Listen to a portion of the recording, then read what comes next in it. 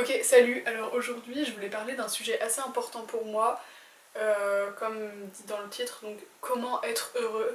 J'ai pas trop l'habitude de parler avec une caméra, alors je m'excuse si c'est pas très, si je m'exprime pas correctement. Donc bon, c'est normal si je prends mon téléphone, j'ai pris quelques notes pour pas trop bégayer. Avant toute chose, faut savoir que il y a un an, j'avais traversé une période assez compliquée, vachement compliquée même, parce que en fait je suis trans et bref, l'engrenage de plein de choses qui vont pas très bien. Et là je vais beaucoup mieux, enfin je vais même super bien. Et donc je voulais trop parler de... Enfin et donner mes tips pour aller mieux. Bien sûr ça se fait pas du jour au lendemain, c'est un travail de longue haleine, mais ça se fait. Donc c'est parti. Donc pour moi la première chose qui est super importante c'est de s'auto-analyser. Et donc même quand on va mal, faut pas avoir honte, faut écrire pour mieux se comprendre. Alors moi ce que je préfère c'est ce genre de carnet là. C'est un carnet basique où on écrit... Bon, c'est un peu personnel, mais genre on peut écrire de manière très simple comme ça, on s'en fiche que ce soit moche quoi. Bien sûr, il y a des pages où on peut mieux écrire, etc. Et déjà, rien que quand on va relire ce qu'on a écrit, ça va nous permettre de mieux nous comprendre. Et c'est la première chose à faire pour aller bien. Parce que si on se connaît pas bien, bah, on peut pas être bien avec soi-même. Donc, s'il y a des personnes qui ont du mal à écrire comme ça, il y a ce genre de carnet qui peut aider. Donc c'est My Name Is. Bon, vous pouvez le commander chez votre libraire. On coûte un peu cher par contre, mais voilà. Moi je sais que ça m'a aidé, mais pas autant que ça. Et c'est plus simple. Donc ensuite pour moi, être heureux, ça va de pair avec avoir une bonne relation avec soi-même. Parce que si on n'a pas une bonne relation avec soi-même, on peut pas avoir une bonne relation avec les autres. Enfin je sais pas si vous avez remarqué, mais quand on va mal souvent, on n'est pas agréable, on est vraiment, enfin on est très désagréable avec les autres. On peut être méchant, on peut s'en vouloir, tout ça. Mais ça vient d'une chose, c'est qu'on n'est pas bien avec soi-même tout simplement. Et comme on vit dans notre corps toute la journée, enfin je sais pas si je suis claire, mais comme on vit avec nous-mêmes toute la journée, faut vraiment se sentir bien avec soi quoi. Et c'est ça qui fait qu'on se sent trop bien et que on va avoir passé une belle journée et bah, être heureux. Pour avoir une bonne relation avec soi-même, il faut continuer d'écrire pour s'auto-analyser. Et moi par exemple, je prends mon cas concret. J'adore manger.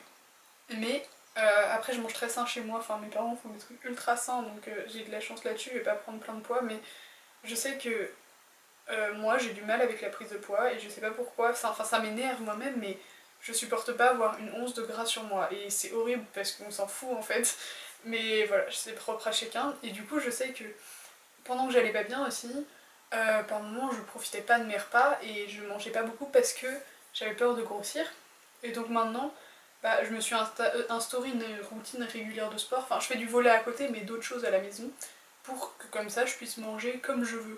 Déjà, je suis bien avec mes repas. Je sais pas si vous voyez ce que je veux dire, mais le fait de faire du sport, ça fait que je vais pas culpabiliser si je mange bien comme je veux. Donc en fait, c'est un peu un travail d'auto-analyse comme ça qui permet de se sentir bien. Donc moi, ça passe par le sport déjà. Toujours l'écriture, parce que j'adore l'écriture. Et ensuite, bah, pour avoir une relation correcte avec soi-même, il faut passer des bons moments avec soi-même. Donc ça passe par aller se promener, aller se faire un cinéma, aller au café seul, et surtout, enfin moi je trouve ça ultra important, romantisez votre vie les gars, vraiment.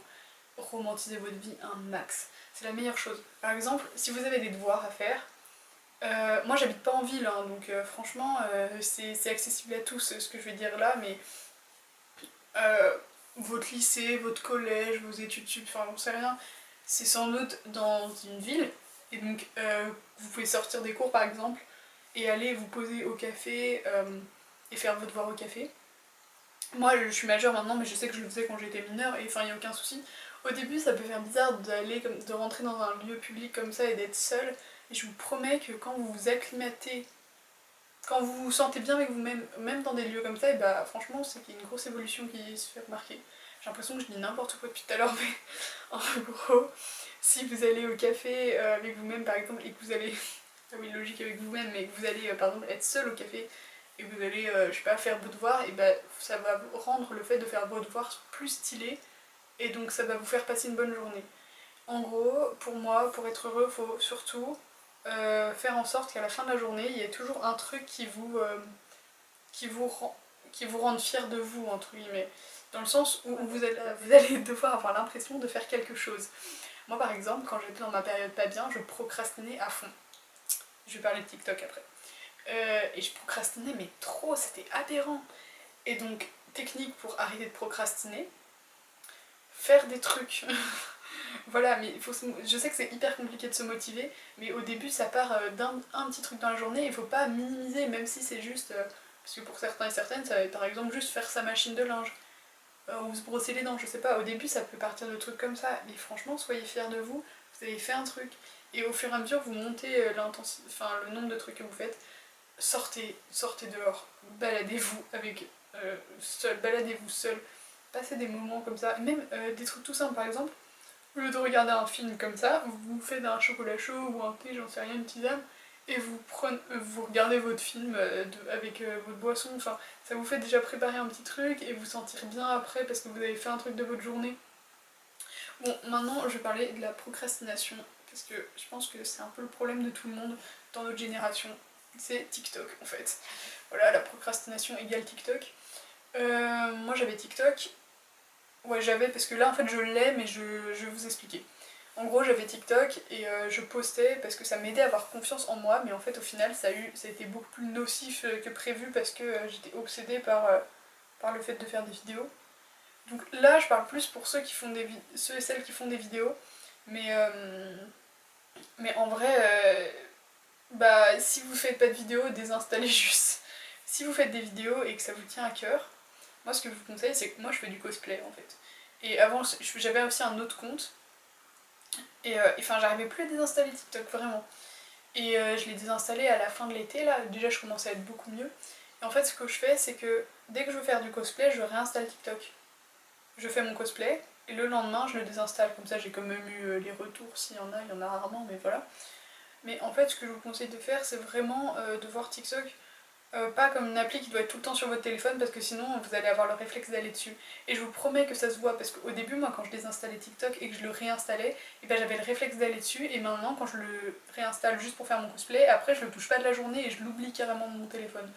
Donc vraiment TikTok c'est un truc, enfin vous avez tous le remarquer, il faut pas être déprimé par rapport à ça, il faut juste essayer de s'en sortir. Ça nous fait perdre mais vraiment beaucoup de temps. Après la décision de l'enlever, il faut vraiment que ça vienne de soi pour que ça marche en fait. Mais c'est une volonté de sortir de ce truc. De TikTok. Voilà, je m'embrouille dans ce que je dis, c'est n'importe quoi, je suis désolée. Un autre truc hyper important. Je sais que quand on commence à aller mieux, moi c'est ce qui m'est arrivé, on commence à rejeter le malheur à balle. Vraiment, vraiment, rejeter, être là, non, je peux pas être malheureux, j'ai passé une bonne journée et tout. Mais en fait, vous avez le droit d'être pas bien. Il y a le droit totalement. L'important, c'est pas de retomber dedans, mais il faut pas dramatiser quand on va pas bien ou essayer d'oublier. Moi, je sais que je suis une personne qui pleure pas beaucoup. Pour les personnes qui arrivent à pleurer, vous avez de la chance. Et bah, pleurer, je sais pas, pleurer 10 minutes et après c'est bon quoi. Ne réfrénez pas vos émotions, vraiment. Euh, c'est pas parce que vous êtes heureux que vous allez avoir vous allez jamais être malheureux à nouveau. Enfin, vous avez le droit d'avoir des moments où ça va pas très bien et c'est pas grave du tout. Et vraiment, même quand on est heureux, on a besoin parfois de lâcher prise un peu, d'être triste un petit peu. Faut juste pas que ça reprenne toute la place. Mais franchement, ça c'est hyper important. Pensez pas que vous n'avez pas le droit d'être heureux parce que ça c'est vraiment un gros problème, je pense. Et donc, faut surtout pas désespérer si ça va mal. Voilà. Je vois pas trop ce que je pourrais vous dire d'autre. Bah vraiment, écrivez hein, et ayez des projets. Les projets, c'est hyper important. Moi par exemple, je rêve d'être écrivain, donc j'écris un roman. Là, je l'ai bientôt, enfin je l'ai terminé entre guillemets, il me reste des trucs à relire et tout, mais je l'ai terminé en soi. Je vais bientôt le faire publier. En auto-édition, hein, je suis pas... voilà. Mais franchement, ayez des projets, ça aide de fou. Et lancez-vous, dès que vous avez un projet, lancez-vous parce que sinon vous allez vous freiner et vous allez jamais le faire. Et puis aussi, moi je vous conseille franchement d'avoir des influenceurs qui vous motivent et qui ont une vision de pensée similaire à vous. Vous pouvez chercher, vous allez forcément en trouver et qui vous motivent à être bien. Moi je vous conseille, enfin moi c'est Cameron Summer, oui. Bref, Cam elle m'aide trop. J'adore ses vidéos et tout parce qu'elle m'aide de la bonne humeur. Et ça a grave aidé ma meilleure amie d'ailleurs à aller mieux. Et puis moi je sais que j'adore tout ce qu'elle dit et tout, je m'y retrouve vachement, donc ça m'aide à être compris et à réfléchir. Vraiment, c'est hyper important de réfléchir. Moi, par exemple, aussi, je vois une psychologue pour ma transidentité, du coup. Mais ça m'aide vachement à faire un travail sur moi. Je sais qu'on n'a pas tous la chance de pouvoir voir une ou un psychologue. Mais franchement, ceux qui ont la chance et celles qui ont la chance d'en avoir, la chance entre guillemets, parce que je sais que là vous allez vous dire, bah c'est pas vraiment de la chance, mais c'est quand même une chance, ok?